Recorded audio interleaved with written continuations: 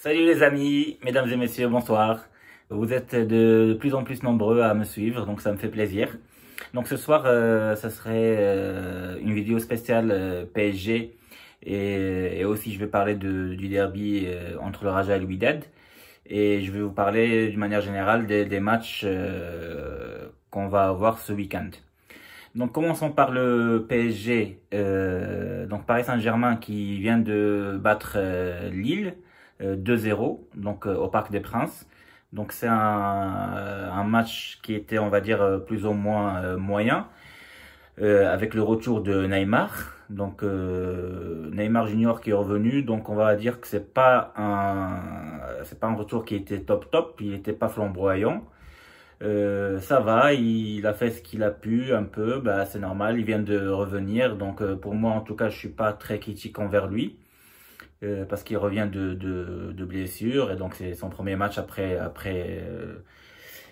pas mal de temps, et on sait très bien qu'il était très décisif avant.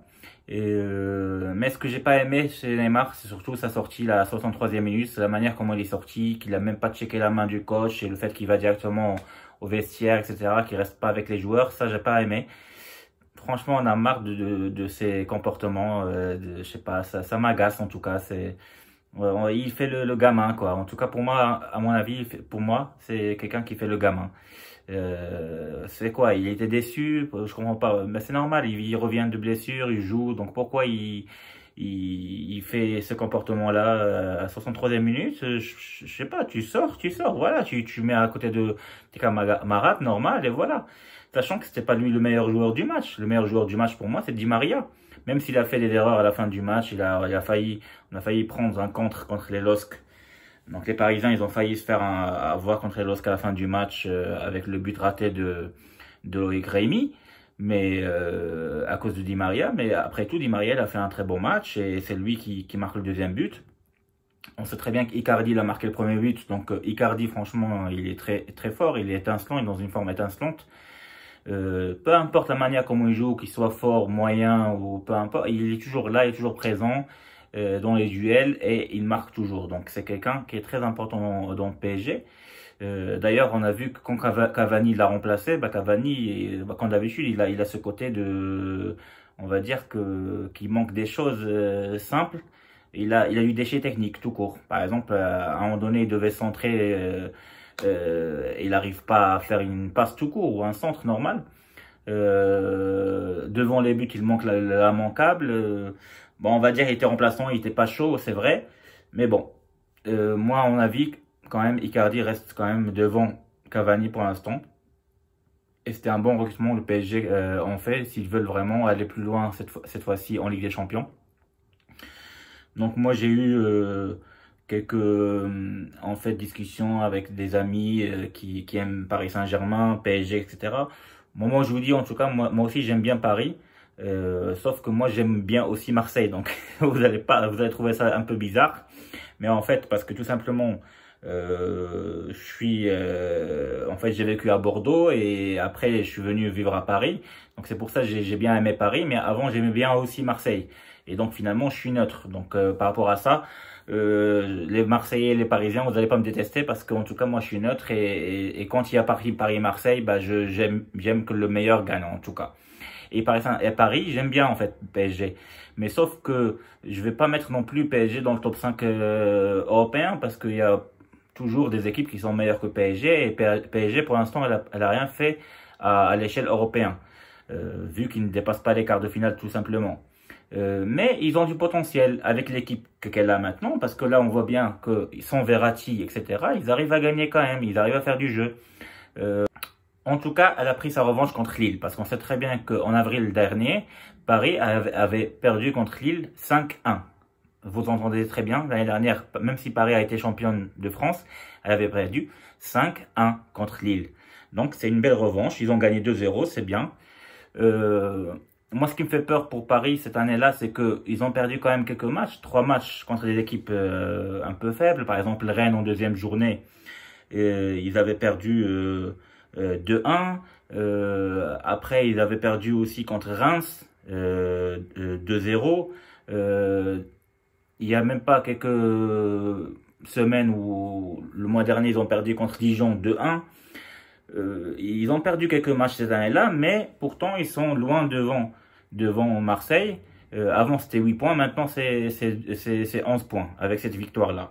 Donc, moi, si j'étais parisien, je serais quand même content pour mon équipe en général, d'une manière générale, et avec le retour de Mbappé qui était blessé aussi, et de Neymar, parce que là, il y a une attaque de folie, avec Icardi, Di Maria, Draxler quand même aussi, parce que Draxler, on a tendance de l'oublier, mais il est bon aussi, sans parler de Sarabia, et voilà, donc il y a aussi Cavani, etc. Donc franchement, l'attaque de feu, avec Idrissa Gueye au milieu de terrain qui est très fort, c'est lui d'ailleurs qui a fait la passe décisive à Icardi. Voilà, donc avec Marquinhos, Verratti qui va revenir de blessure, parce que là il est blessé, il n'a pas joué ce match-là. On verra bien ce que ça va faire Paris en Ligue des Champions. Et d'ailleurs, le prochain match, c'est contre Real Madrid à Bernabéu, à Madrid, le mardi prochain, à 21 h. On verra bien ce que va faire Paris. Et voilà.